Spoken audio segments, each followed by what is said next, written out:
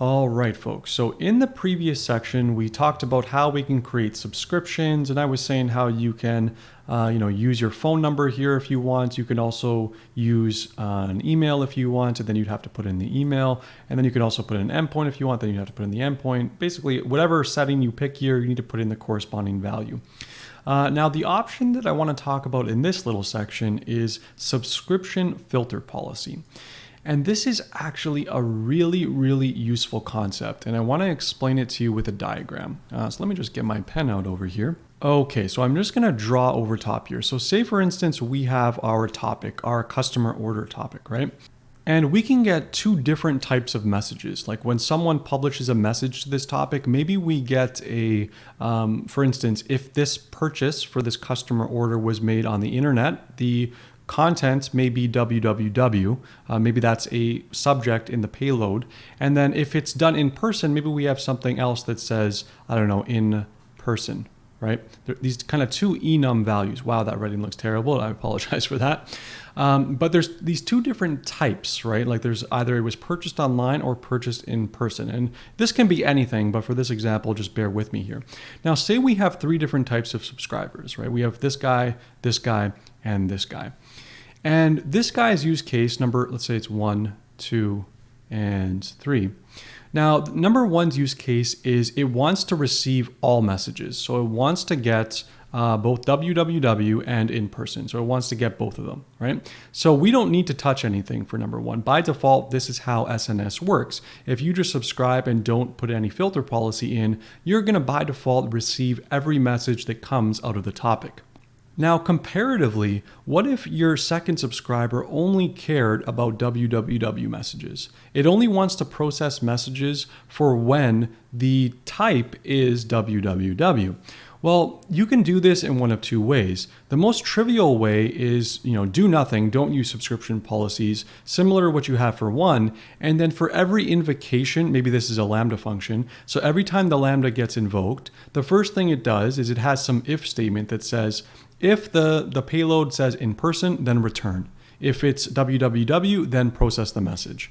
So essentially what I just described was a no-op. So you're going to have to consume a lot of capacity on number two, which in this case, maybe it's a Lambda function.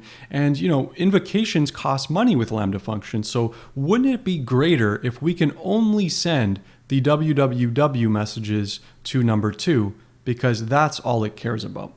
Now, this is where the subscription filter policies come in. Before I get into that, actually, like the same concept applies, and say this one only cared about in person, I'm just going to put in P. You can set it up so this one only receives messages for in person. So all the same concepts apply as long as you use the filter policy to kind of delegate who you send the message types to.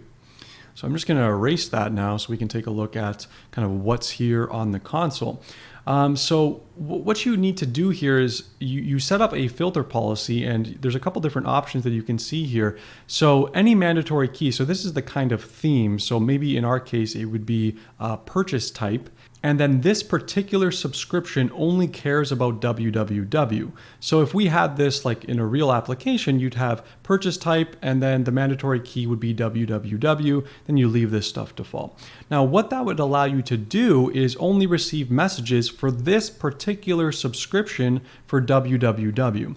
But there's two parts to this equation. You're only on the receiver side from this perspective. We're creating a subscription, so we're on the receiver side. We also need whoever is publishing the message, whoever is the source of that message, to tell SNS what type of message it is. So it needs to publish special attributes with the message when it calls the SNS.publish API so that it can tell SNS, hey, this event is with respect to www.